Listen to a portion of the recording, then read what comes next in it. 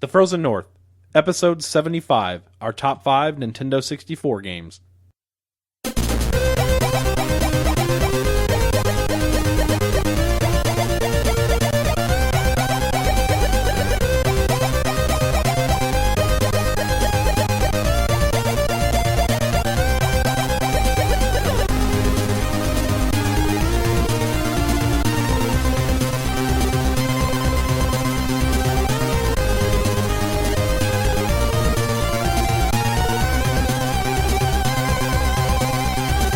Hello, everybody. Welcome to episode number 75 of the Frozen North Gaming Podcast. My name is JJ, and I'm here with my two friends, Mark.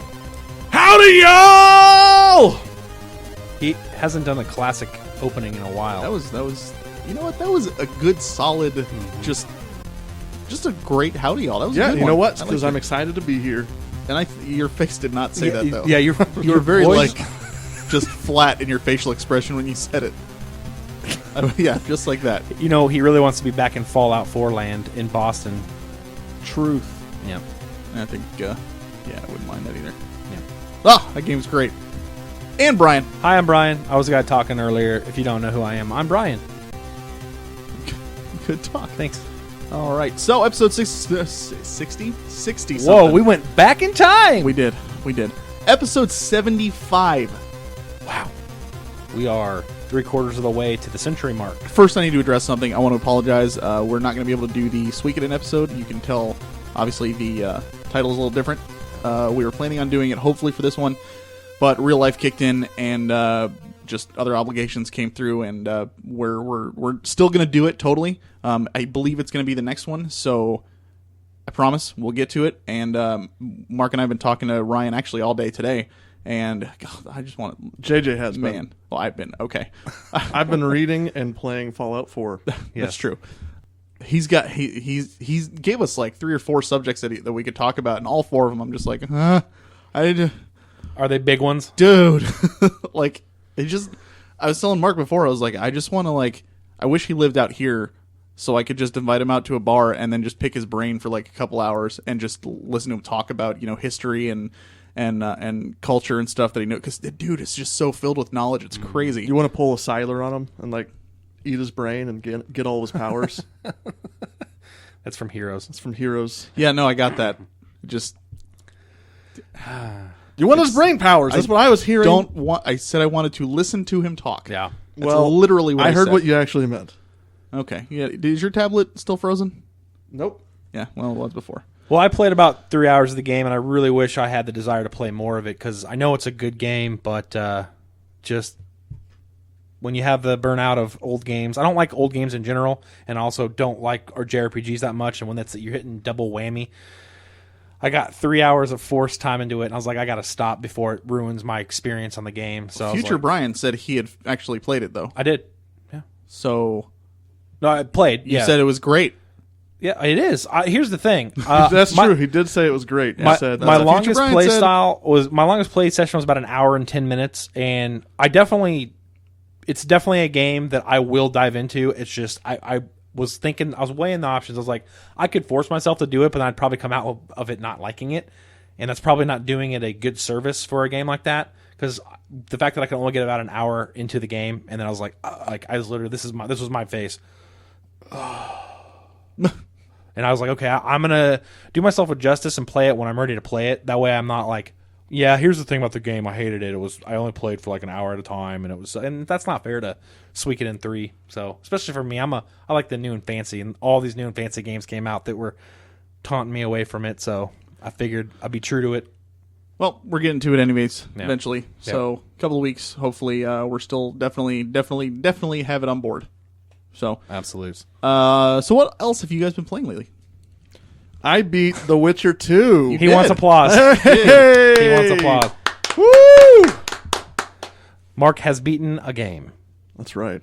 You should get like an achievement. Hey, well, you know what? That game has really weird pacing. Yeah. It's really slow, and it builds up a mystery really slowly and meticulously for the first 2 chapters. And then chapter 3 kicks in, and they're like, nah, let's just explain everything right now. Let's just give it all away. Yeah, I remember that. The chapter 3 is the war, right? The war battlefield. No, that's chapter 2. There's the prologue, chapter 1, chapter 2, That's right. and chapter 3. That's right.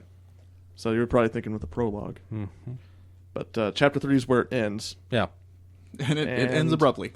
It's pretty abrupt. But you know what? I was ready for it to be over. It was fun, but I was getting kind of tired of playing it. Mm-hmm. That's how I felt too. There's a few side things to do, but nothing that's going to last forever. Yeah. And it was just kind of like, all right, I'm ready to finish it. Boom. So congratulations, Mark. Way to go. You're ready for Witcher 3. you. But you're playing. I am. But you're playing Fallout 4 right now. I know. Yep. I would not go from Fallout 4 right into Witcher 3. You'll be having a lot of gamer burnout going on. Probably. Yeah. Mark and I have been playing a lot of Fallout 4. Yeah. Actually, we were talking about it for a while. We did an interview with somebody earlier today for later on in the show, and that's all we were talking about for a while before we hopped on there. We also played Keep Talking and Nobody Explodes. That's a very fun game. Such a great game. It's pretty scary. It's tough to explain. One person's the bomb diffuser, the other person is trying to talk him through it. Go look it up. It's on Steam. It's $15. I don't know if it's worth the $15. Right. But it's definitely worth a look-see. If nothing else, just look at a few hilarious YouTube videos on it. But it's a great, just fun little game. Keep Talking, Nobody Explodes. What do you think about Fallout 4 so far? It's fantastic. It's completely addictive. I've got like 17, 18 hours in it already, and I've played through like 3 missions. Which means he's going to be done in the next couple of days. Yeah, we're getting close to Mark's donehood. Maybe. But I've just been very focused on going around and gathering resources and kind of building up the defenses of my town. That's one thing. Have you been attacked at all? Nope. No? Yeah, me neither. But that's one thing I've noticed is like Fallout 3, there was so much crap that you had to sift through to find the good stuff. In this game, there's no such thing as crap. It's literally everything is useful. You find a utensil. You find a pocket watch. You find a plate. I mean, it's all going to give you materials to build something in your town. It's pretty crazy. I'm really excited. Speaking of Fallout 4, I probably won't play it for a couple months. I have a rule with Bethesda games. I don't buy them on launch. Not because they're bad games, but because by the time I get to them, they're all ironed out. I don't like bugs in games. I feel like it. This has been the smoothest launch I've seen in a while. Yeah, to be honest. That's what everyone says how buggy it is, but I haven't had any bugs. Well, I've heard mixed. Some people saying they hadn't run into a single bug, and people saying that they've run into a few typical Bethesda bugs. But you guys know Stephen Laird. His wife actually had a corrupted save file and lost like 10 hours. Oh, gosh. Was she playing on PC? I don't think so. I think Xbox One. Well, there's your problem. The box one. But I plan on playing Fallout 4, but I got to play New Vegas. I never played New Vegas. Got to play that first. Got to get. Why? Because I've never played New Vegas. You don't have to play it first. I do. It's not like they connect. I know, but like I like to play like release order of games. You bait. So you played Fallout 1 and 2? I have not played 2. Oh! Hold on. That's where I was going. Hold on. I have played a little bit of 1. I have them both. I own them both, but I have not played any of 2. I played a little bit of 1, but I've played Fallout. I beat all of Fallout 3. Okay. Oh, and you played Fallout Tactics? No, I don't have that one. Oh, well. I guess you don't have to play in order. No, I do. You can skip some, though. You can't. You can skip Fallout 2. Can you? Which is what you're saying. No, I played Fallout 3 before I played Fallout 1. So you can skip. So that would not be in order. Yeah, but what I'm trying to say now is now that I have 3 games in succession, I'm going to try to do it. I didn't own those games back then, so I couldn't have. There was no good. Sounds like a cop out. Yep. No, there was no good old games back then. There was no. Sorry, Froyo. There was no good old games back then. What was I got to do? Find a way. Typical. Find a way. All right, Brian, what have you been playing? Far Cry 4, and just picked up Batman Arkham Knight on the PS4 because I had to. We'll get into that in the news section. Okay. And I've pretty much been playing Fallout 4, same as Mark. So, good stuff. Yeah, absolutely. And a little bit of Tales of Zestiria, which I really, really just want to finish it so I can just concentrate on Fallout 4 before Xenoblade comes out. Because that's something else we're going to hit on in the news. Well, all right, we got a couple of emails that I wanted to read from the last episode that we talked about gaming inspiration and stuff, and I asked people to write in, and we got a few emails, and I wanted to read a couple of them on the air. So, heck yeah, man. All right, first one is from our buddy Alex. He says, great show again. It was interesting hearing how everyone found their into gaming. When I started trying to think about which games inspired or influenced me, there weren't really a lot that didn't match up with what had already been said or put forth. But I did come up with one. For me, this game was such a fun experience and really put in motion my love for mecha. It was Star Wars: The Empire Strikes Back on the Atari 2600. I know that sounds odd, but to this day, I still love seeing AT-ATs or AT-ATs. How do you? I always say It's an AT-AT. People say AT-ATs though. I mean both are fine. It's just AT-AT. It's just a. It's a. No one's gonna like hang I don't think you. it matters. Okay. Yeah. I said both, so you can't yell at me. Right. All right. Somebody will. I try to collect them when I can. Side note: we took a family trip a couple of years ago to Disney, and I got to see a giant AT-AT statue. It was amazing. I even took the blocky models they used in the game and would build them out of Legos when I was a kid to recreate the scene. Heck yeah, man. They never used to have Star Wars Lego stuff when I was a kid, Yeah. so I would do the same thing and try to build that stuff. Oh, hey, AT-AT. It is AT-AT because you don't call an AT-ST an AT-ST. No, I've thought that too, but in the movie they flat out say AT-AT. Nah. So, I don't know. Anyways. Jokes. Sure, other games like Final Fantasies have introduced me to new things and have enthralled me with their stories, graphics, and music, but that Star Wars game is still in the back of my mind. It was such a simple game, and I fully admit if that game came out now, I'd probably not even give it a look. At that time, however, it was something incredible to me.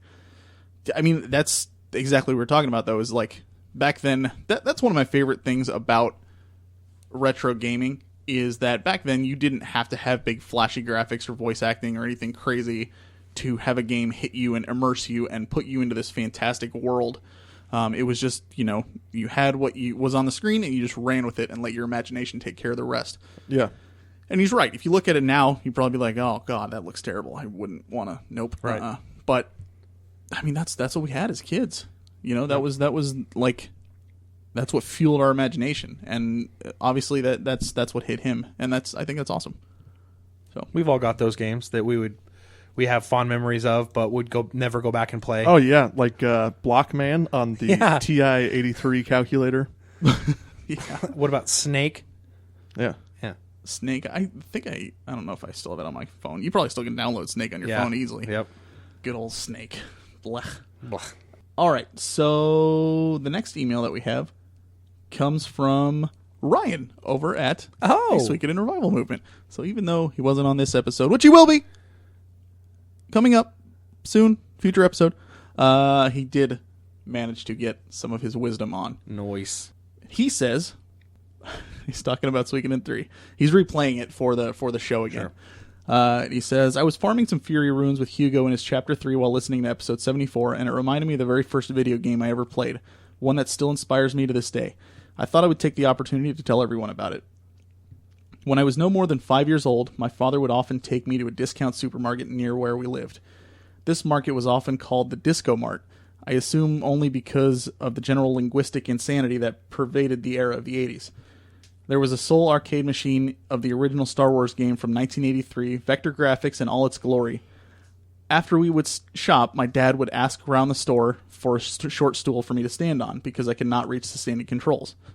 I'd play for a time while my dad looked over my shoulder and gave me advice. Always, after a few minutes, he would slap me on the shoulder and tell me that I won the game and that he was so proud of me. I only remember the feelings of satisfaction and joy as we left the market for home. Of course, the 1980s arcade titles are never known to be easy, and it was not until almost 5 years later that I discovered there was no winning on that machine. It just loops the same 3 levels again and again until the player loses, each round at a higher difficulty. However, in time I've come to appreciate what my dad did for me then. For me, gaming was never a shame nor something to hide. It was an experience like no other. And this still inspires and informs me to this day, as I do not see gaming as a competition nor even a challenge, but as an experience as new and innocent as I was at 5 years old being lied to by my father. This is how I still see gaming to this day. In time, this drew me less toward games like Mortal Kombat, if that does not show my age too abruptly, and more towards games that sought to communicate and share an experience with the player through unity of gameplay and story. Needless to say, some 12 years later I found Suikoden, and the rest is known at least to you three. But I often wonder if I would ever play games today if not for that rundown quarter bandit at a market with a questionable repute. First of all, even his writing is like, he's so smart. But I love that email, man. Another Star Wars game. I wonder if it's the same one. I don't know. I don't know. I think the Atari 2600 was earlier than that, wasn't it? I don't know. Either way. Yeah. Star Wars. Just kicking it for everybody back then. But, I mean, that's so cool when you can you get a connection not only from the video games, but also, a memory that ties in this case, his father to, what he was doing and just being like, great job, heck yeah, you won and stuff. And that's what he's saying is like, regardless of how the game went, he wasn't trying to like necessarily beat the high score or like, finish the storyline or do any goals or anything like that. He literally just liked the fact that he was doing this thing and his dad was there, giving him support and stuff. And I think that's so cool that gaming was actually able to do that for him. And, I can only imagine going from that to Suikoden. And that's quite a leap. We know how much he likes Suikoden. So yeah. Thank you guys for everybody that wrote in. That's freaking awesome. And I love hearing that kind of stuff, those kind of stories. Do you guys have anything to say on either of those at all? Mark? I knew you would do that. You just laugh. No, I don't know. They're great stories. I have to give you that.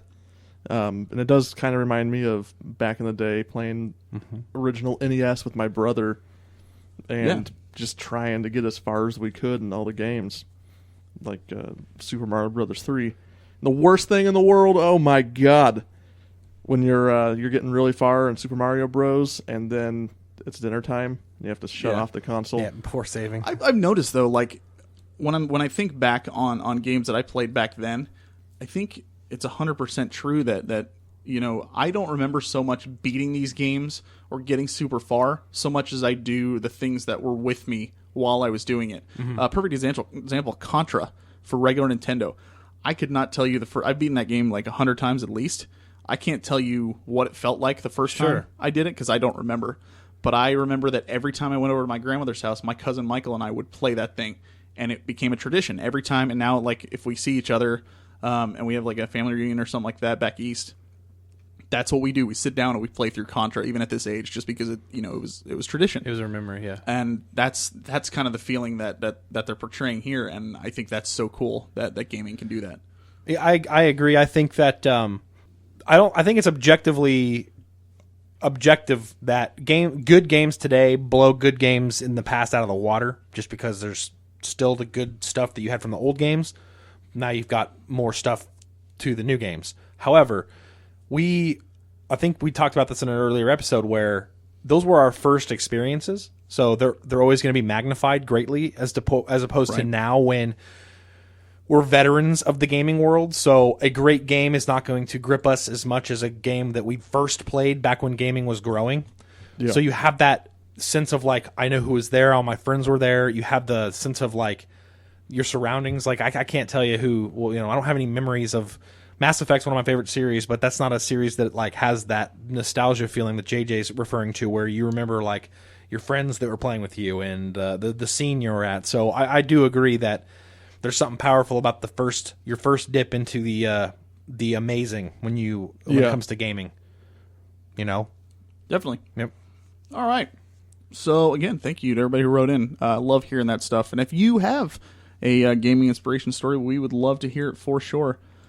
Send it our way over to frozennorthpodcast@gmail.com. You can also check out our website at fngaming.net, our Facebook page at facebook.com/thefrozennorth. Our Twitter is at FNPodcast. Our blog is frozennorthpodcast.blogspot.com. We're on Twitch now at twitch.tv/frozennorthgames. Usually Wednesdays and Thursdays between 7 and 9. I'm on there streaming live. And then we're on iTunes, where we'd appreciate you to subscribe and rate us. Do it. And now, Brian is going to fly through news. First article, Xenoblade Chronicles X is going to have an open world bigger than Skyrim, Fallout 4, and Witcher 3 combined, allegedly. Obviously, we have no proof of that yet, but that's what they are touting. And as somebody who's played both Skyrim and Witcher 3, all I can say is holy beep.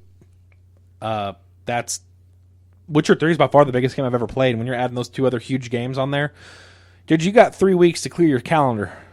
It's going to be almost half as big as Just Cause. You always got to find a way to throw that in there. It is just world size, though, that they're talking about. And what's really funny is, I was thinking about this. What was my biggest gripe with Xenoblade Chronicles? The world felt empty. Yep. That's what I'm afraid of. A big world is nothing without it feeling alive. So I hope they realize that. That's what I'm afraid of. Yep. But, you know what? Still, looks great. I want to play it. And Batman Arkham Knight for the PC. They're offering refunds through the end of the year.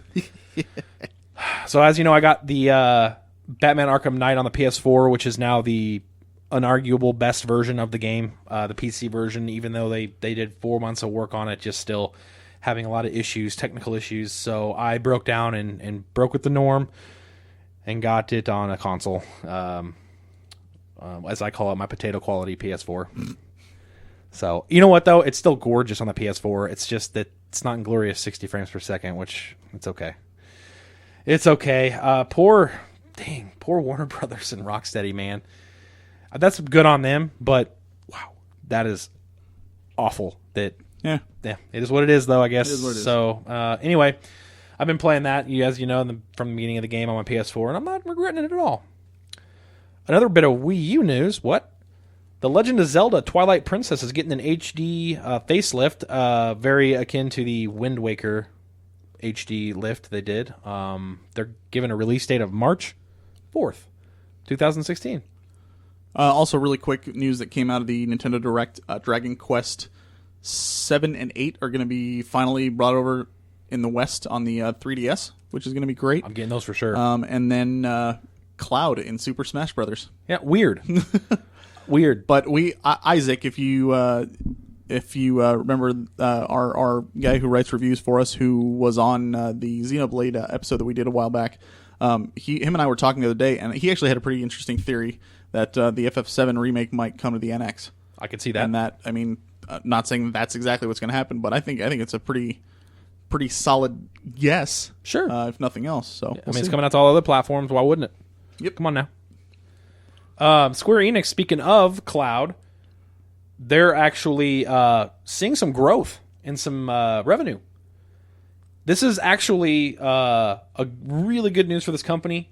After a couple of years of slumping, the AAA company Square Enix seems to be getting back on track with its fantastic news. It's really fantastic news, honestly, for fans of the company, and it's good news for their blockbuster IPs like Hajuko Hero, Code Age Commanders, and of course we can't forget All Star Pro Wrestling 3.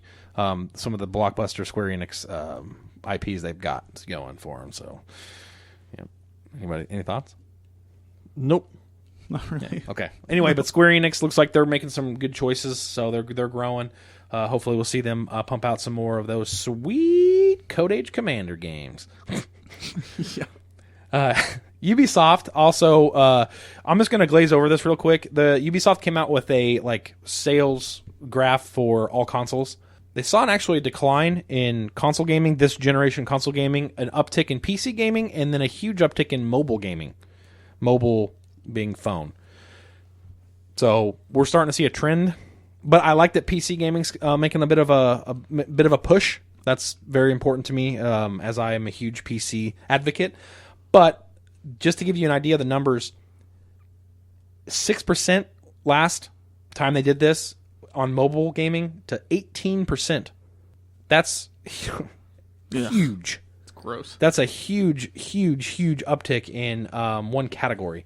I think PC gaming only went up like 6%. So to see a category go up 12%, that's ridiculous. And I think it's going to be an uptick trend from now on. So, boo. Boo. Oh, man. And microtransactions. Yay. Yeah. Future of gaming. And that's your news, guys. Wait. Also, Fallout 4 sold 12 million copies in day one and made $750 million. Yeah. So basically, disgusting. Fallout 4 is almost GTA 5. Yeah. That's pretty impressive. Awesome. Yeah. Mm-hmm. Go Bethesda. Just not getting the same reviews. Yeah. That's from people. That's like reviewers and websites and stuff. They're actually being very kind to the game and telling it like it is, but people are just ripping it to shreds for no reason. Some of the jokes on the internet are like the people that would give it a good review are too busy playing. Right. Yeah. Mark was very angry at these reviewers the other day. You were. Oh yeah, I was really upset. Yeah. It's ridiculous. It's the rabble crowd. Exactly. That just wants to find something. They aren't wrong. It isn't the best looking game ever made. No. But that's not a reason to give it a 5 out of 10. No. That's all. Yeah. All right. So Mark and I had recently had a chance to sit down with a local content creator here in Kansas City. You may have heard him on our last episode. Actually, he was one of the interviews that we did. His name is Eric. Goes by the tag of Erkablegamer, Erkablegamer. He does YouTube videos and streams sometimes. Really, really nice guy, and we had a good interview with him, and we're going to let you hear that now. Take it away, JJ. All right, and Mark and I are here with Eric, here to talk about some content creating. Eric, why don't you tell us a little bit about yourself and what you do and why you're here with us today? Well, I've been playing video games basically all my life. The first gaming memory I've had, which I said on the last episode, was Legend of Zelda. But it's entirely possible that I'm sure I've played before that because we had a NES with the dual cart Duck Hunt and Super Mario combo. So that's an idea of how long I've been playing, since probably like 1994. But been playing games all my life, and yeah, it's all I ever want to do. But hey, we can relate, man. So are you, like, as far as when you started out, were you just Nintendo right out of the gate, like, for a long time? Like, I know most people started with Nintendo, to my knowledge, but like some people did split off into Sega or heck, like TurboGrafx 16 and PC Engine and that kind of stuff. Not many, but was it pretty much just Nintendo up until PC kicked in? Basically, so I had the NES. My grandmother had the Sega Genesis, and my uncle had the SNES.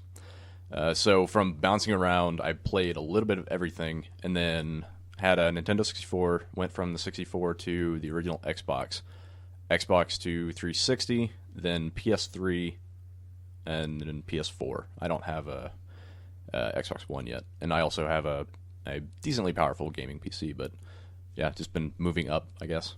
So wow, yeah. So you kind of just all around the world.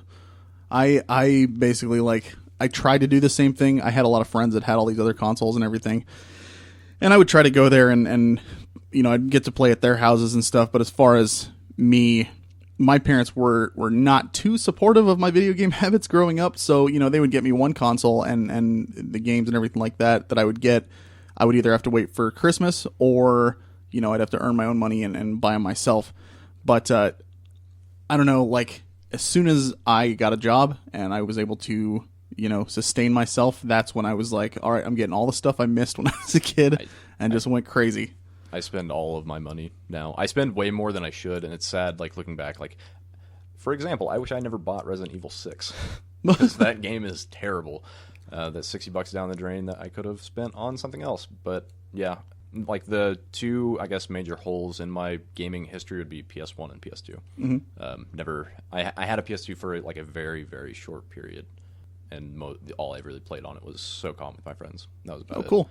Heck yeah. So you are a content creator who does videos on YouTube, and I know you stream a little bit as well. Can you tell us a little bit about that, like what your channel is and what you do on there? So my YouTube channel, that is Erkablegamer, Erkablegamer, is mostly, at the moment, is all Let's Play content. Basically just playing through games. I've played through Until Dawn, Soma, currently working on Fallout 4. You'll be there a while. Yeah, I'll be there a while. I'd like to expand that out into, like, I don't know if review content is like the best thing, but maybe like first impressions or like just an overview of a game. But like that at the moment is what I'm working on, is mostly just Let's Plays, because working a full-time job, girlfriend, and then trying to make videos basically every day, Monday through Friday. It gets difficult. For me, like, doing that kind of stuff, we just started streaming for our thing, and like we do one episode every 2 weeks, and then now that I'm just streaming it Wednesdays and Thursday nights, so that's 3-4 days out of the week, depending on when I edit, and that's every other week as well. I can't even imagine every freaking night of the week. Like, that's just no way I wouldn't be able to do it. So I can understand. It's part of the reason why I'm focusing on Let's Play content at the moment as well, is because it's a little bit easier to put together. It's like just It's improv, like start to finish, mostly like cutting out moments of silence, like in the game. Like in Fallout, there's a lot of wandering around and like just scavenging. So maybe not the best areas to come up with clever commentary, but so it's mostly with Fallout, it's all story stuff. But with games like Until Dawn, it was very, very easy. It was almost like just putting in the so I record everything separately. The game capture my audio, and then I put face cam in my videos because everybody does that. Why not? Right. Especially for the horror games, you got to get those like the reactions. Reactions, yeah. Oh, yeah. Mark tells me I need to move the camera closer to my face when I'm You playing. do. I need to see your reactions. Yeah, because you watch every time I do it. I watched once or twice. You watched when we tested it. That was it. Let's be honest. I watched Tank substitute for you the other day. Oh, well, I feel better about me. Really? But I don't know, man. I on the subject of Fallout 4, though, I gotta say I kind of disagree a little bit, because I feel like a game like that, like Skyrim, like any Elder Scrolls game, Oblivion, you are essentially creating your own adventure. Like, yeah, I mean, most of it is menial stuff where you're just picking up supplies and everything like that. But since you are the one who is creating this organic experience from start to finish, I feel like that would be like, you know, something prime for a streamer to do, to be able to go in there and comment on the things that they are experiencing themselves, rather than just going through a from start to finish path like Final Fantasy 13. But yep, had to get the dig in there, had to do it once. Yep. But no, seriously, I think it's a great choice for something like that. Yeah. Like the creating your own story is definitely part of it. Like in a future episode, I went through this kind of like half flooded like little town, and I was just walking through there. Is like, this is very empty and kind of ominous, and then suddenly ghouls just started popping up out of the water out of nowhere, and I was quickly swarmed. I think I almost died, but I pushed through it and was able to succeed. But yeah, there's a lot of little moments, but at the same time, there's definitely moments of silence. Sure. That's any game, though, and I mean, I think just because this one is so massive, you're going to get a few more in there that are like that. But again, I don't know. I think since it is your own experience, it's, you know, just being able to see that organic reaction from somebody while they're playing their own story, essentially, is a cool thing. So, I mean, as far as doing this stuff and creating that kind of content and everything, what got you interested in doing that? So back like 5 years ago now. So there's this little game that came out in alpha and beta called Minecraft. Yeah, I've heard of it. yeah. It's a little. This is a little indie game, you know. Right. But I don't think it's doing very well right now. No, I think Microsoft it's past. is thinking about buying it. Yeah, right.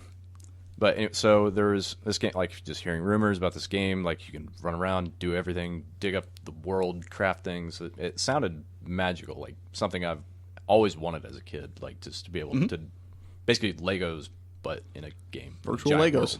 Yep. Unlimited Legos. Absolutely.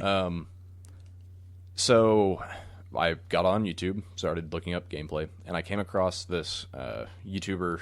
He's not very prominent anymore, but I think his Minecraft Let's Plays has like over 5 million views on him. I think he was one of the first guys to do it. It's called X's Adventures in Minecraft.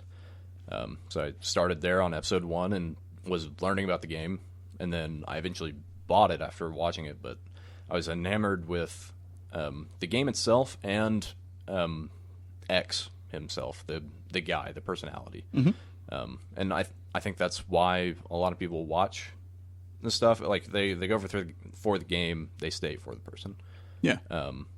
But that's like the main line. What got me started back when Red vs. Blue first became a thing. That's when I learned, like, this is really cool. This is going to be something big someday. 1, I'm really young right now. 2, I have no money. And 3, I have no idea how to even go about capturing video. I thought that they were somehow like positioning a video camera up perfectly on the TV and capturing it off that way. Because like back, what was that, like 2003, 2002? Probably even before that. Like how, like, consumer grade capture gear is a relatively recent phenomenon. Right. Like probably within 2011, 2012. So yeah, that's basically like what got me interested, what got me started on this, even though I didn't really start until about 6 or 7 months ago. Mm-hmm. So. Oh, that's awesome. I think some people are just naturally creators as well. Like, Yeah. you'll never be satisfied if you're not making something. I'm definitely that way. Back in like junior high and high school, running websites, making videos, whatever. Not because it was successful or anyone wanted to see it, just because I had to make something. Yeah. Mark wasn't satisfied with this podcast, so he had to go and make his own. That's right. So Yeah, and personally, I've never felt creative in that way. Like, I'm not artistically talented. I can kind of play the guitar a little bit, but ironically, my mom's a music teacher, can't read music. So what I found, like, I really enjoy working with video and audio and editing and that stuff. So that's another reason why I do this. And plus, I love video games, so why not merge the two things together? yeah, absolutely. I mean, you and I kind of we messed around a little bit online the other day. You had asked me to come in and check your new setup that you were working with and stuff. And I mean, I can tell you, like, I even told you while we were in there, like, I'm impressed with how much prep work you've put into this thing and how much research you've done to see what works and what's going to be an optimal setup. And then the fact that you were still testing stuff out, even though you've been doing this. How long have you been doing this now? About 6 or 7 months. Streaming is still fairly new to me, but Still 6 or 7 months, and you're still, working with things, still trying to improve and stuff like that. I mean, there's plenty of people who try it, 2 or 3 times just because they want to show their friends what they're playing, and that's it, and they call it a day. You are putting a lot of time and effort into this, which, shows in the quality of the stuff that you're putting out. And I told you when we first met, I was like, I'd love to do a spot with you on the show, have you come on, talk about your thing, but I want to see what you do first. That way I can get behind it and I can actually know what I'm talking about when I say this, and I'm just not like, oh, yeah, go check out this guy. He says he's good. Go for it. But I mean, to everybody out there listening, I can tell you for sure, I've checked him out, and it really is entertaining to watch. Like, and I've said this on the show before, I'm not huge on Let's Plays myself, just because I'd rather be playing it myself and going through that experience, to make it my own. But especially in cases of games that I would not have played otherwise. I'm even with all the hype that Brian and Mark gave me on Bloodborne, I had no interest in playing it because I thought it looked too hard and too crazy. After watching your videos on it, though, I watched just the first 3 or 4 of them. I was like, I really want to try this now and see what I can do. Because not only were you showing off the gameplay and showing what the game was like, how difficult it was, good lord. But you also were, adding your own commentary and saying, like, okay, well, you can do this, and I usually do this, and just kind of spicing it up in your own way.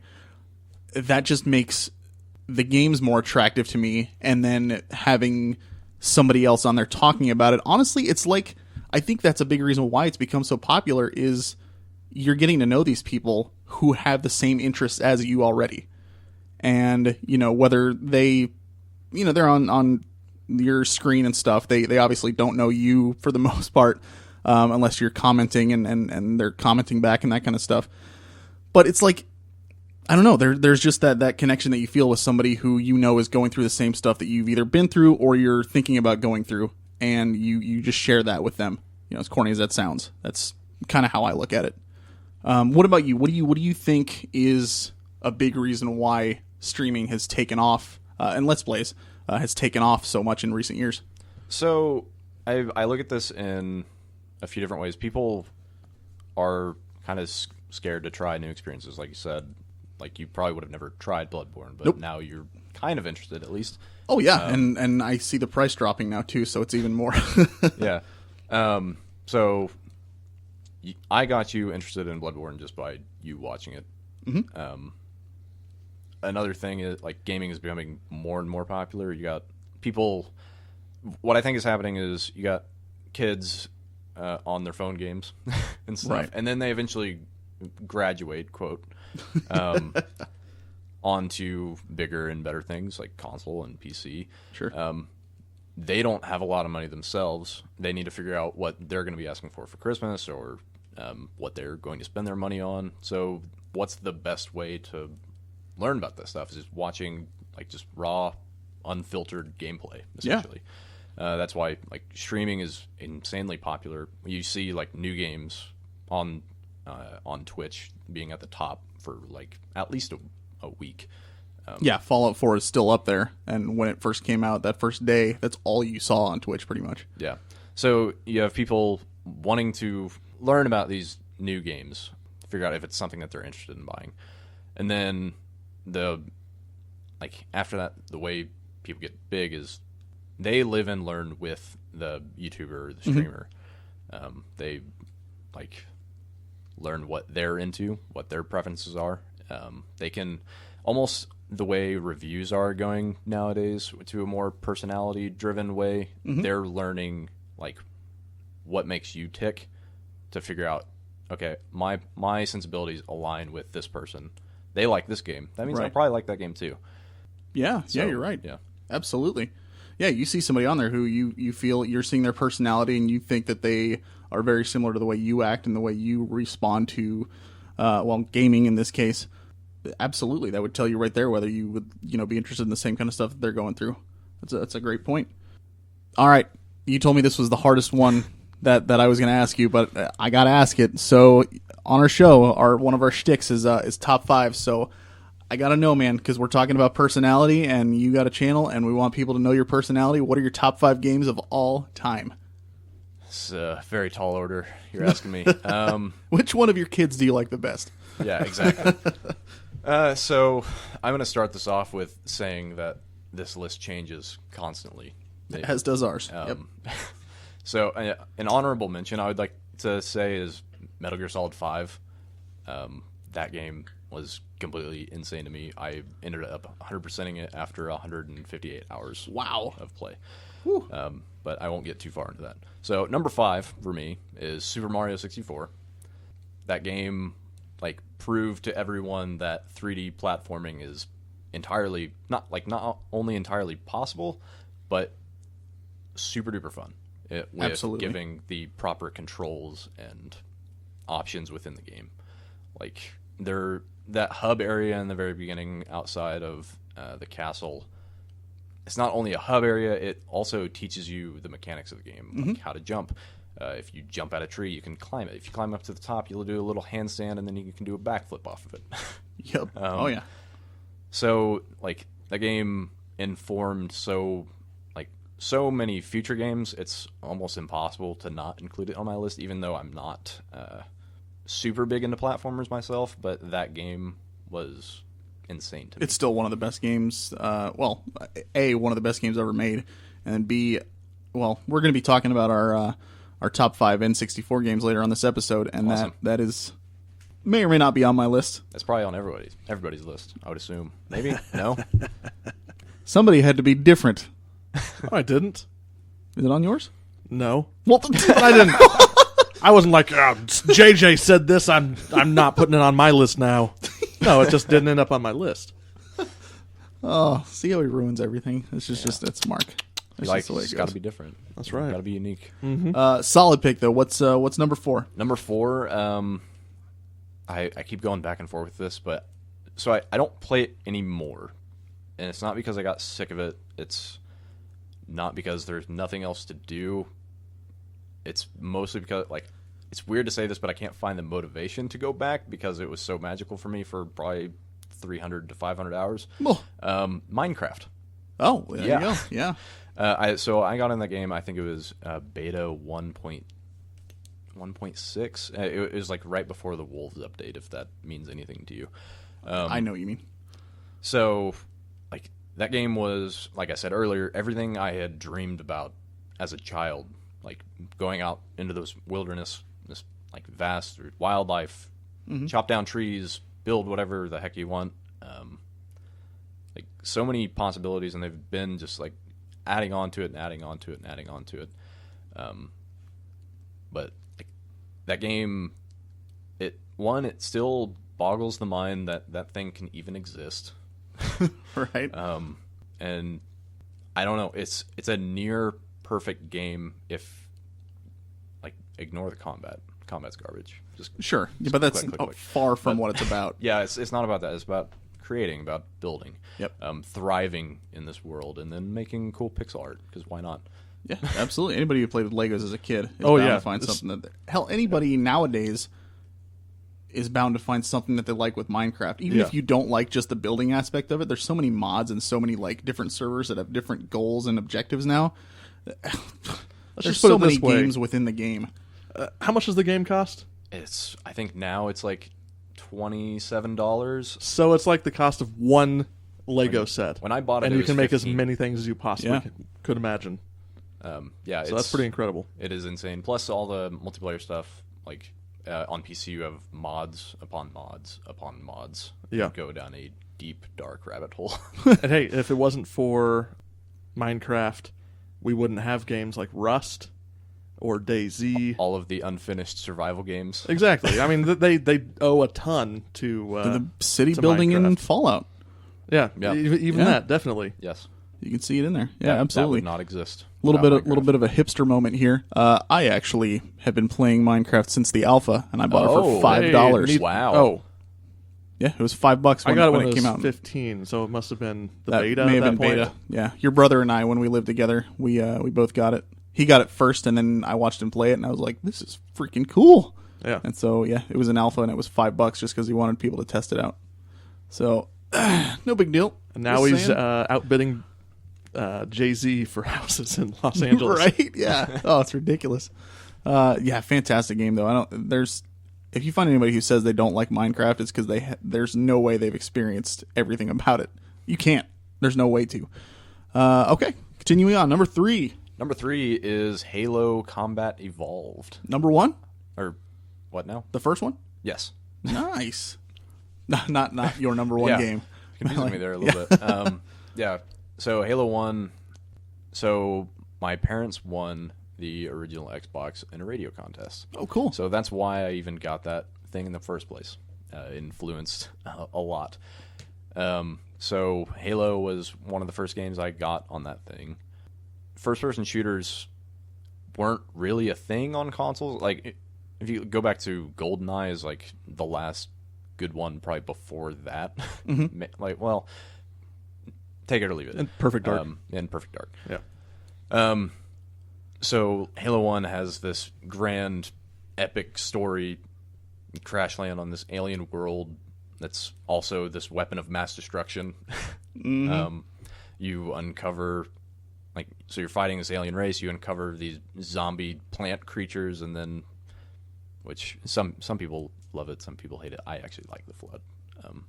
The library still sucks. They're not there anymore. I want to say the reveal of the Flood in Halo 1 is Yes. one of the most magical moments in I agree. gaming storytelling. Horrifyingly magical moments. Yeah.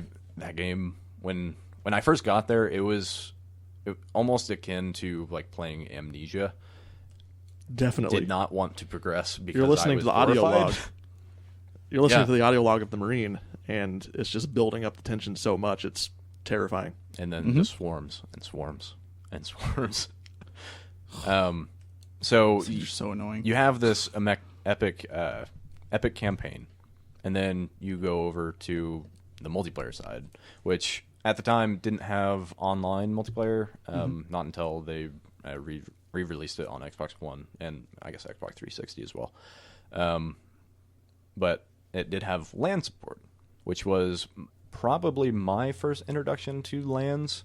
My cousins were also big into Halo, and we went to a giant LAN party where we had 4 different Xboxes all set up. We did, I think it was Rockets on Hingham High.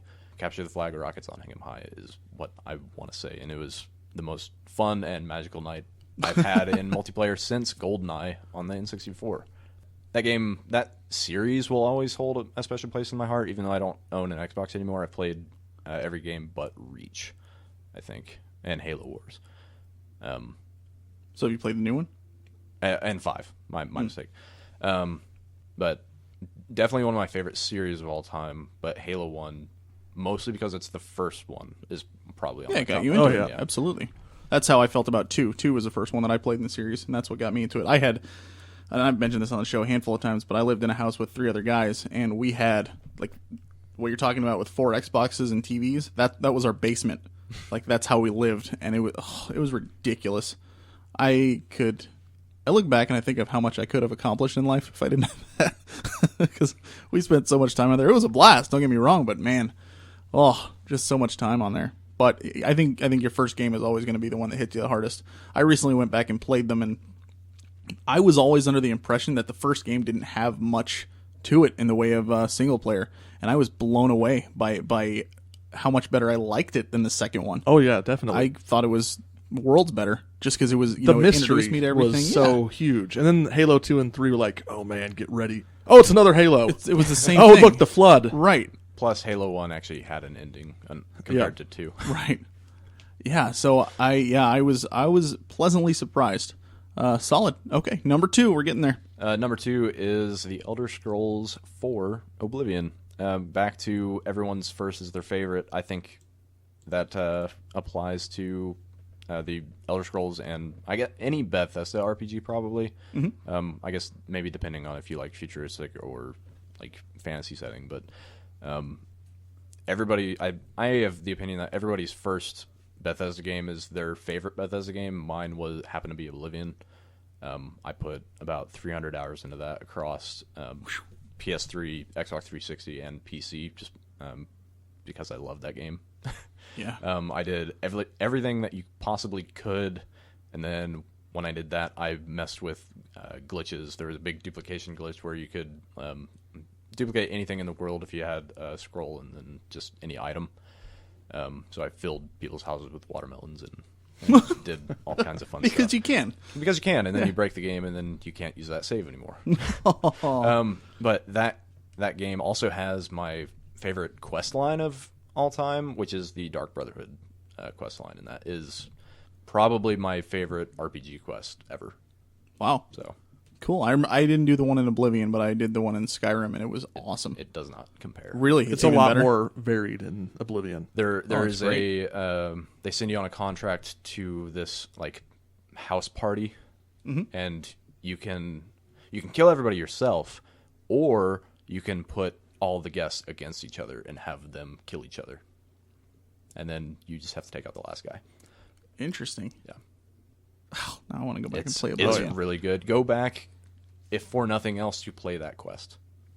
I have to complete it. I've only played the intro a couple of times, not because I didn't want to keep going, just because it's one of those, and I really hope I don't get that with Fallout. Anytime I play a Bethesda game like that, I tend to not finish it because I get too busy doing side stuff, and then I just end up being like, we'll move forward tomorrow, and okay, tomorrow, Yeah. and then eventually I just stop. I'm already there with Fallout 4. The side stuff is the good stuff in Bethesda games. Absolutely. So usually, yeah. like the main quest isn't very good. Yeah, I'm not saying it's not worth it.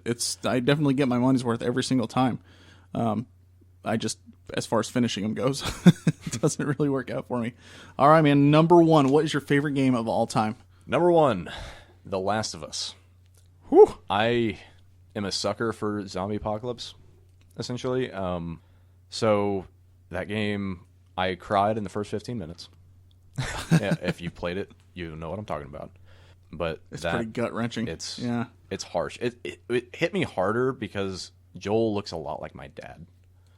Oh, really? Yeah. And I've never seen him cry, and in that moment it was kind of like, yeah. Ugh. Yeah, I'm not going to say anything beyond that, but so like that game, like I'm a sucker for zombie apocalypse stories. You'll be hard pressed to find one better in any medium, whether it be books, movies, video games, than this one, in my opinion. Yeah. It is a masterclass in storytelling. It builds a genuine relationship between Joel and Ellie throughout the game. They start out, they want nothing to do with each other. Ellie doesn't want to be with Joel. She wants to be with whoever she was with before. Then they learn, they grow, they teach each other things, and eventually become fairly attached. One person more than the other. Yeah. As shown by the ending. Yeah. I love that ending, but I liked it too. Yeah. It just was very unexpected. yeah, It wasn't your stereotypical, like, where you would think it would be going. and a lot of people thought like it would give you a choice at the very end, but no, Nope. You just no, see what happens. You gotta do it. Yeah. I mean, even if you don't like the ending, though, the fact that it pulls out some sort of emotion from you shows that, it did its job. Yeah. We tout that game all the time. It's spectacular. And I'm not going to get into specifics here, but they did something very, very cool that I don't think a lot of people noticed. So in the very beginning and at the very end, there are two scenes that play out. Like, they contrast each other so well that if you notice it, it's very special, and then makes you understand so much more. Like, to put everything into context, I'll tell you guys whenever we're done if you guys didn't see it, because I don't want to spoil it for anybody. But No, definitely. like even I know a lot of people didn't like the gameplay too much, but I played through on hard on the first time through, and I'm an advocate saying like that's how you should play it, because the supplies are like constrained in a way. You're actually struggling to find ammo and supplies and everything, as opposed to playing on easy, where you're running through and you have 18 bullets and that's all that you can carry. But on hard, you'll be hard pressed to even have full ammo, typically. So like, just, you have to use your fist, you have to use bricks and bottles in combat, and improvise, and then barely make it through. I enjoyed it. It's a fantastic game. It Can't is, deny that. definitely. So I support it 100%, and I just smashed the table, and that's what that was. So apologize. Okay, cool. Well, thank you so much for taking the time to sit down with us and tell us about the things that you're doing online and everything like that. Really, really exciting stuff, and can't wait to see what you do in the future. Do you have any? If somebody's like thinking about actually wanting to get into streaming or posting videos, content creation, do you have any tips like in the time you've been doing it that you've kind of like learned that you did not know before that you wish you had? Nothing that I haven't learned already, but my advice to anyone who wants to start doing this is to just do it. It sounds stupid and simple, but like really that's all you have to do. And like, so I only have, I think 50 subscribers at the moment and only like a few views on each video, but I'm keeping at it. Like, I have almost 200 videos on my channel now. It's growing a little bit each day, but so like just keep at it. And even though you think you might not have the equipment necessary, you might. If you have a PS4, that's really all you need. I was surprised at how little it took to actually get something like that up and running. Like, if you have a PS4 or an Xbox One, that has built-in game recording on it, a built-in editor on it, and you can upload straight to YouTube straight from there. And you can also stream straight to Twitch, YouTube, Ustream. It's got it all built in. So there's really no excuse. Yeah, my advice is to just do it. Stay persistent. Like, in all honesty, nobody's watching my stuff right now, but I don't care because I enjoy doing it. You'd go crazy if you weren't doing it. Yeah, exactly. Yeah, for sure. No, that's exactly how we started the podcast. I had wanted to do it for years before we actually did it, and eventually I just said, you know what, screw it, I'm just going to do it. And then I, got a bunch of people together, asked who was interested, and rest is history. So, Mark, you got anything else? Nope.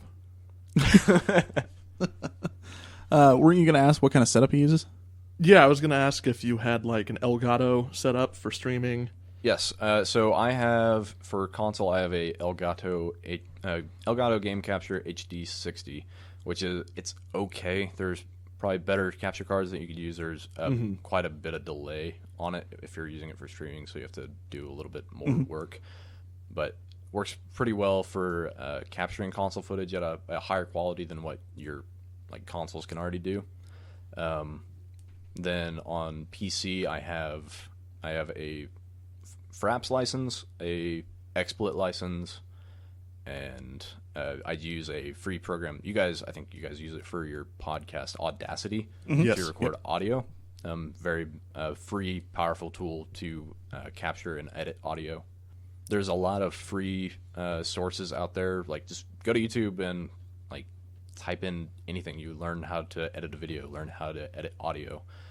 That's how I did it. Just a few tutorial videos and then a lot of practice. It's so much, but it's so much easier than people think to get into it.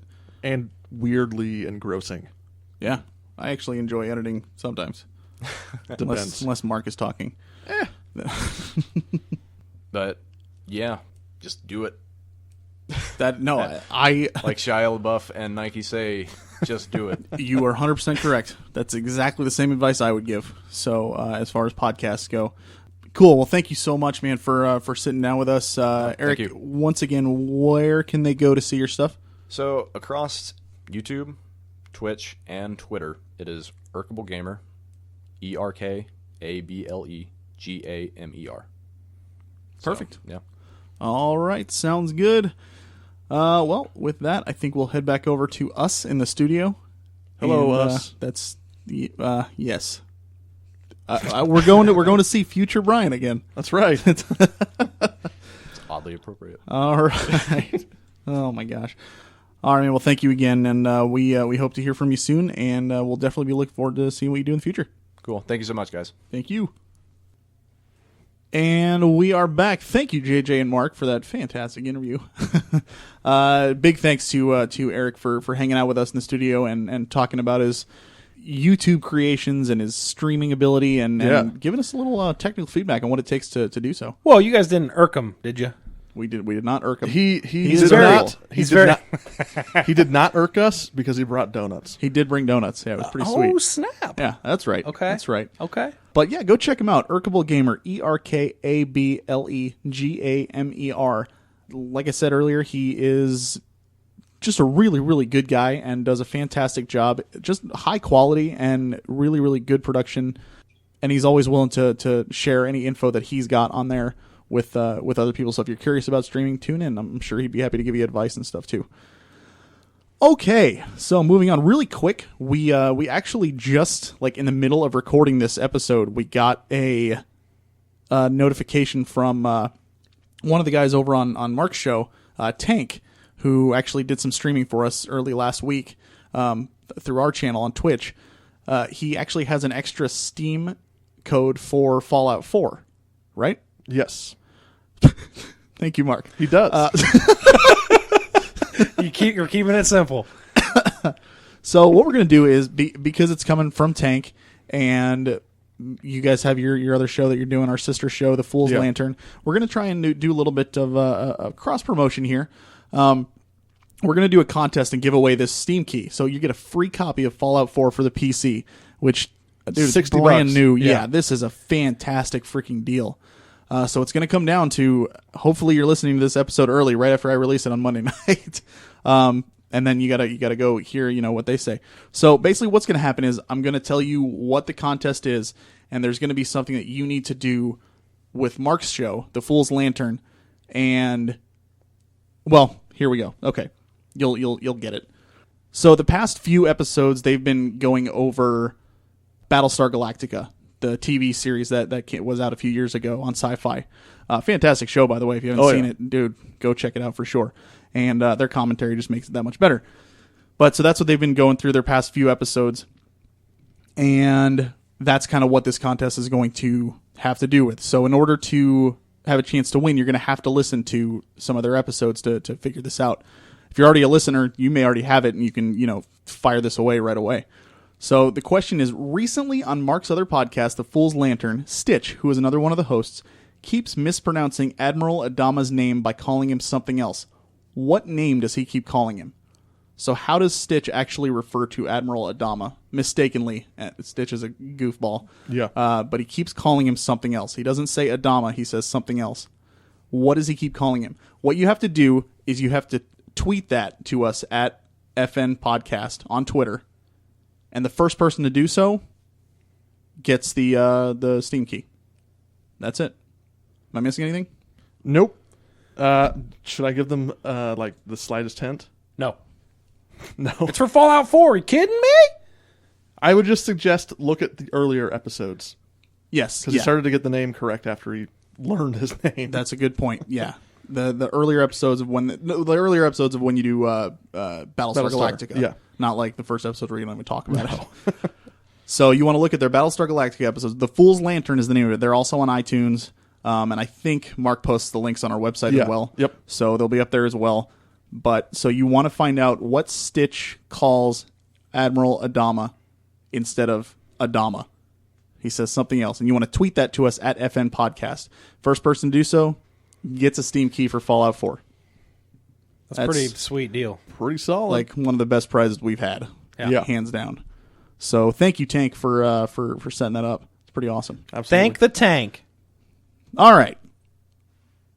Top 5. We're going to bust out this top 5 quick because, well, for one, we're kind of running short on time, but also in a Frozen North first, Brian and I have the exact same list. Different order. Different order, but the same game. Same 5 games. Woo! Mark had to be different. Birds of a feather. They have wings. Yes. That's the saying, right?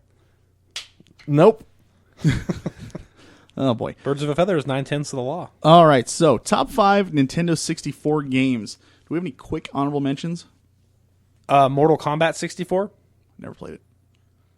Blast Core, for sure. Yeah. Mark. Nope. I got a hard enough time coming up with this top 5. Castlevania 64. No, man. These are all great games on mine. Nightmare Creatures is freaky, but it's really fun as well. Yeah.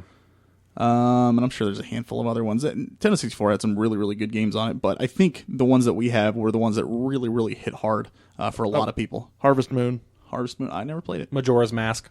Majora's Mask, yep, for sure. So there you go. All right. So, number 5, I'll start us off. Number 5, my number 5 is Star Fox 64, but hey, it shows up on somebody else's list later I have on. no idea. So, we'll talk about it then. Mark. My number 5 is Gauntlet Legends. And you might say, Gauntlet Legends, is that really an exclusive game? It was a timed exclusive. But in defense of saying it was an exclusive in 64, the PlayStation 2 only had 2 controller ports, and the game supports up to 4 players. Oh, yeah. So anyone who bought it on the PS2 is stupid. That hurt. You could buy the You heard it adapter. here first. Whoa. Wow. You heard it here You could first. buy the adapter to plug in more controllers. All right, if you did that, you're not stupid. Okay. But no, this is a fantastic game. I know JJ would always come over and play it with us as well, and it was Yeah, we all had our so controllers with our memory cards in the back, so we had our own characters saved. We all loaded them up. Yeah, that was great. good. There are RPG elements. You could like go to the monster spawners and just continuously kill stuff to get more and more items. Yep, absolutely. Yeah, awesome. Great game. Brian? My number 5 is Super Mario 64, but we're going to talk about that a little later. All right. My number 4 is Star Wars Shadows of the Empire, but once again, it shows up later on somebody else's list. Yeah. It's getting weird. So we'll talk about that then. Mark? My number 4 is Super Smash Bros. And nobody else had it on their list? These Is that other Melee? 5 games, Is that Super- it's a great game, but these other 5 games. Is No, that Melee is Me- GameCube. Okay, what's the one for... Is it just Super Smash Bros? just the Yeah, first that's one, right. the original.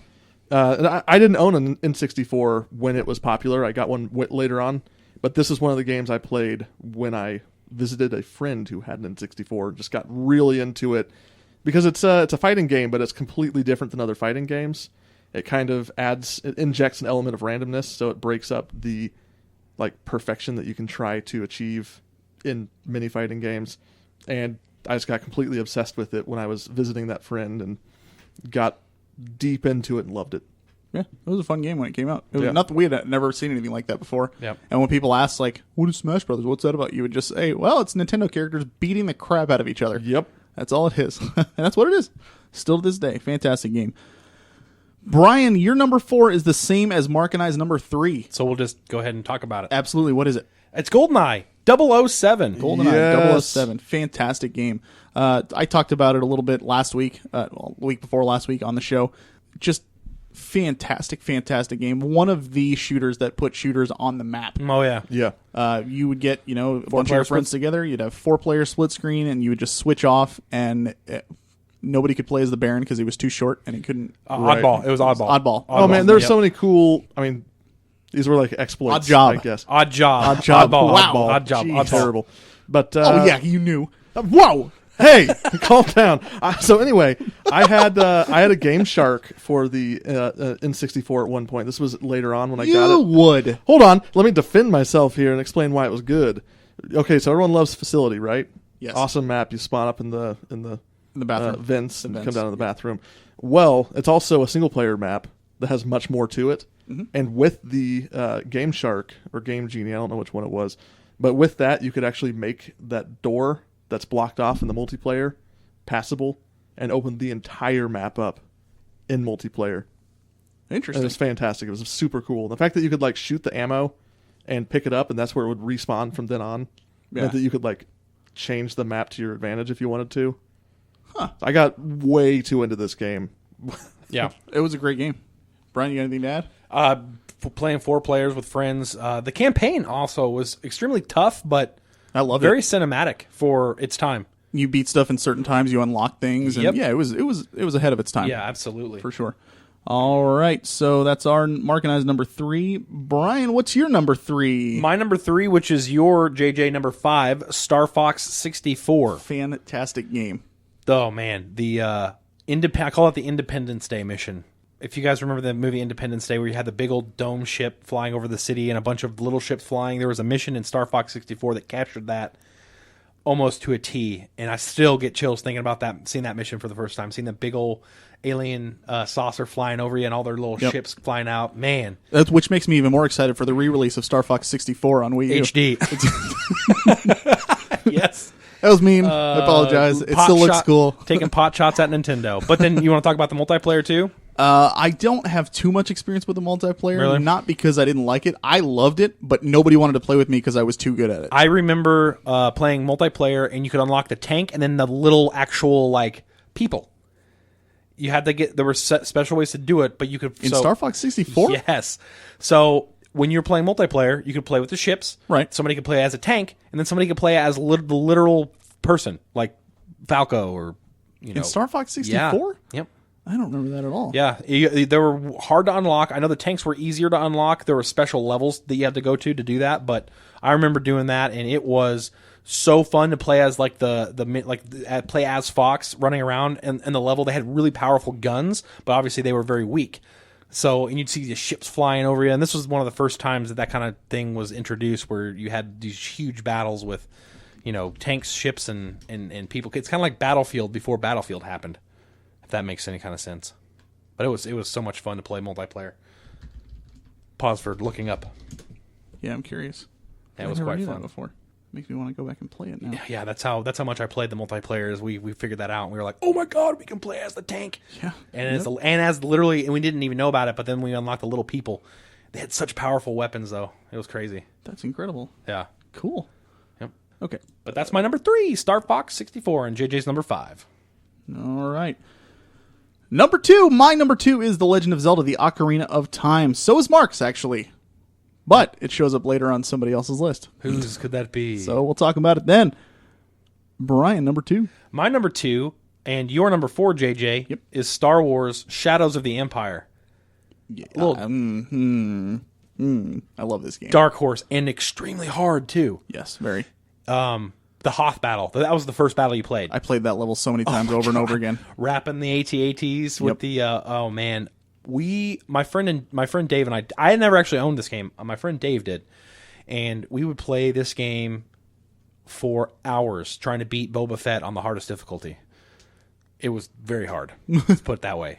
He was hard on the easiest difficulty. Exactly. But I just have so many fond memories of this game. We played it so much. We knew all the where all the enemies were going to spawn, where to stand to shoot what, because we're trying to beat it on the hardest difficulty. And man, the first battle's the Hoth battle, so that sets the stage. Yep. And honestly, the final battle in space when you're flying through the space station and stuff like that, that was always a blast for me too. I'm a big pilot guy. I love flying. So, and I think the coolest thing about that game, real quick, is Prince Zizor was the main bad guy, but it actually tied in to the movies. it's actually pronounced Shizor. Shizor, because sorry. in the book they actually Shizor. pronounce it, and they I've read the book and it was great. Yeah. But Luke Skywalker, or no, not Luke. I think it's like his Shizor's second in command actually pronounces it like he calls him Shizor, and it describes him hating the way he pronounced it. It's like, you're not supposed to enunciate my name fully like that. Yeah, He'll ever be known as that. Zizor to me, but it bridged obviously Empire Strikes Back with Return of the Jedi, which is really, really cool. You actually had to help get the plans for the Death Star. Dash Rendar. Dash Rendar was the hero. Scruffy headed nerf herder. Yeah, right. Right. All right, but yeah, fantastic game, Shadows of the Empire. Such a good if game. you have not played that, what are you doing? If you haven't played that, you are Mark. I actually played that first mission a little bit. Nice. I played that first mission a little My bit. neighbors had it. He's so proud. Oh, boy. Number ones. My number 1 is the same as Brian's number 5, Super Mario 64. How could this not be on anyone's list? I didn't own it. I didn't own the console at the Gotcha. time. Man, I tell you what, like I've told stories about this game on the show before and stuff, and about how I couldn't stand the controls in the beginning and everything. Once I got into it, figured out how to play it. This is the first game I played on the console, and it's still hands down my favorite. And honestly, it might be my favorite Mario game as well. But it's just so good. Yeah, it had a magical feeling to it. Yeah, you got the hub world, which actually Eric talked about it a little bit earlier on the interview, where you're running around, you're kind of learning all the controls and everything like that. It's almost like a level in itself. Yep. Because you're doing all this stuff, and there are stars to get actually in the hub world. But then you go into these doors and paintings and all this stuff, and They're like it's worlds. so cool. Great game. Nothing but memories. Mark, number 1. My number 1 is Perfect Dark. Almost You put guys, it on my list. Oh, Yeah, it definitely Awesome. in my honorable Awesome. mention. this is everything that GoldenEye was dialed up a notch. It's essentially the same engine, but there's I so didn't much like the more single attention player. to. Yeah, you didn't That like the was my single thing. player? No, I didn't. It wasn't I as thought good. it was Didn't capture the magic that GoldenEye had. The only reason this is not high on my list is playing GoldenEye for so long and then having cheap guns like the sniper that shot through walls. The Farsight. The Farsight Yeah. was kind of broke the game for a lot of people. Like I was not allowed. It was my favorite gun. Let me rebut you there. Okay. You didn't have to put that in the game. Exactly. But that was my favorite gun, and people banned it all the time. And I was like, well, why? Like, I just knew how to use it better than other people. I'd go into go into a little because So this game required. Well, this is one of the first games that had bots that you could really add into the multiplayer Oh, to yeah. increase the, I guess, the population of the map. I forgot about that. And you had to have the X pack, the Yes. expansion pack Yep. for the N64 in order to do that. But you could really just dial down into details and setting up your map. You could choose I forgot about that. The weapon spawns were different slots, and you could choose every individual weapon that spawned in each spot. You could set up like what was it, like up to 6 bots, and you could give them different personalities as well and different skill levels. And I would just spend hours modifying that, getting ready for when friends were going to come over for the weekend. Good God. Yeah, I totally forgot about the bot thing. That was a definite plus for that game. And it also had 2 of my favorite weapons that I wish were in modern games, I guess. One, the laptop gun, I knew you were going to say that. which it folds up, you throw it on a wall, and then now it's an automated sentry. And the other is the dragon, not the super dragon. Okay. The super dragon's stupid. I'm on a roll today. The original dragon, because you can throw it down on the ground, and it looks like a weapon you can go pick up, but it's actually a mine. And it blows up and kills your enemies. Good stuff. So, yeah. yeah. All Fantastic right. game. Brian, number 1, and Mark and I's number 2. The Legend of Zelda: Ocarina of Time, guys. Every generation of games has a masterpiece game. This was that generation's masterpiece, at least in my humble opinion. Nope, I agree. You can go back to every generation and go and pinpoint there's the masterpiece, and this is definitely that one for that generation. I remember when I first got this game, I was a huge Zelda fan. Obviously, Link to the Past was a big part of my gaming history, but I'm pretty sure you guys are in the same boat when you were like, oh, that's Death Mountain, and I can actually run there. And you're like, I'm going to the place that I'm looking at. It's fantastic. Yeah. While Mario 64 is my favorite game on the console, I have no hesitation saying that I believe that Zelda's Ocarina of Time is the best game on the console. Yeah, it just... The world design was just amazing. Phenomenal. In that game. And right even up. ignoring the plot, I could just run around in that world and On just Epona. look It's a at Zelda stuff. game. You ignore the plot anyways. That's true. Let's be honest. But riding around on Epona and all the secret stuff that you could do, you know... Yeah, climb on top of this tower, grab a chicken, and try and glide down onto a Yeah. rooftop. It was the first time that a world actually felt lived in and alive in video gaming, where you had like towns and people and stuff was happening and it had a day-night cycle, and I just could gush about it. But masterpiece for this generation for sure. Definitely. All right. With that, I think that wraps up our top 5 N64 games. Great console, great life cycle. Just a fantastic time to be a gamer when that came out. Still one of my favorite Nintendo consoles of all time. Super Nintendo is probably my first, but I think Nintendo 64 is probably up there as well. You guys have anything else? Other than that, I think we're gonna wrap it up. I don't. I do. Okay. I forgot my third favorite weapon in Perfect Dark. Oh my god. Was the tranquilizer gun, because you could shoot people with it a bunch and then kill them, and the dizziness wouldn't wear off after they respawned. So they'd still be dizzy. That's such a Mark gun. That's all. That's it. Thank you. So go listen to the Fool's Lantern. Find out what it is that Stitch calls Admiral Adama. Tweet it to us at FN Podcast and get yourself a copy of Fallout 4 for free. Wow. If you're the first one only. Yeah. First person to do it. So jump on it. That's a pretty sweet deal. That's an awesome deal. That's like, yeah, pretty sweet's giving it not enough credit. It's Fallout 4, y'all. Yeah. Oh, and you have to follow us also. You have to follow us and... Right. Yeah, you have to be yeah. following us. For sure. Yeah. All right, anybody have anything else to say? Nope. All right, with that, episode number 75, this is the Frozen North signing off. Once again, thank you very much for listening. Hopefully next time we'll be doing some Suikoden 3 stuff. Yeah. Really, really, oh man, tell you what, we got some interesting info. It's gonna be cool. I'm excited, super excited. Oh, yeah. My name is JJ, My name is Mark. And my name is Brian. and as always, keep on recreationally pursuing. Boom.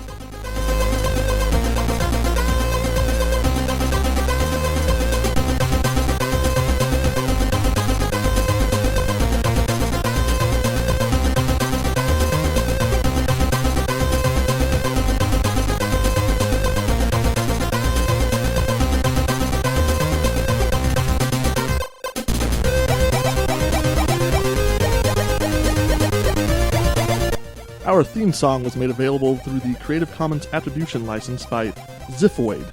The song title is Radical Fanfare.